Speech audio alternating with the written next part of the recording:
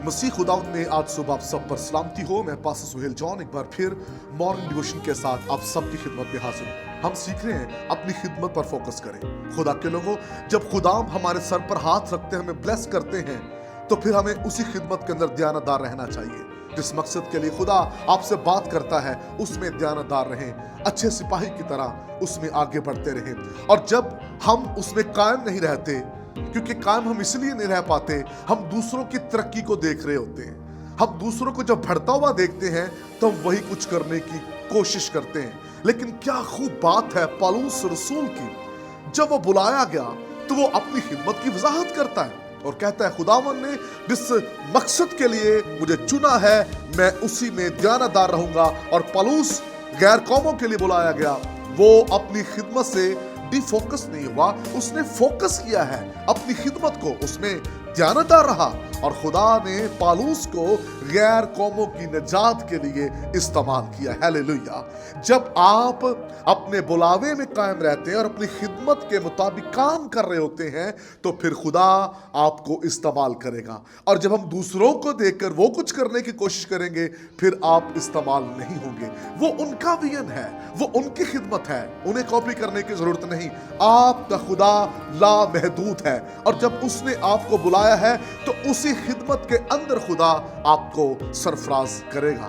खुदा के लोगों, जब आप पौलुस की खिदमत को देखते हैं तो वो दयानतदार रहा।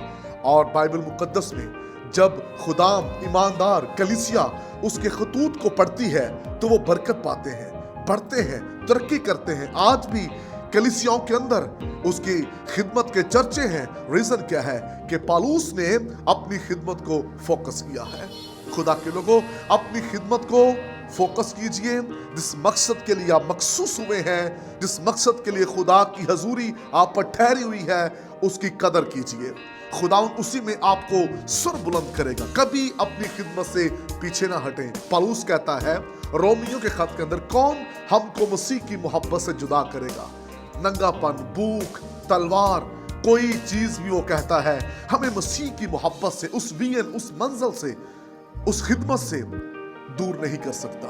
खुदा के लोगों, उसने अपनी खिदमत पर पूरे तौर पर ध्यान दिया और दयानतदार सिपाही की तरह दुख उठा उठाकर उसने अंजील सुनाई और उसमें कायम रहा।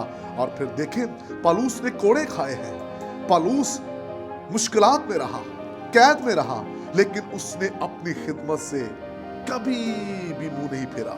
वो उसमें दयानतदार रहा, उसमें वफादार रहा और खुदा ने भी पौलुस को सरफराज किया। और आप जानते हैं पौलुस कहता है मैं यकायक तीसरे आसमान पर उठाया गया। ओह प्रेज द लॉर्ड। ये उस वक्त आपको शर्फ हासिल होता है जब आप खिदमत के अंदर दयानतदार होते हैं, फिर बड़े एक्सपीरियंस जिंदगी के अंदर होते हैं, बड़े बड़े तजुर्बात हॉली स्पिरिट आपकी जिंदगी के अंदर करता है।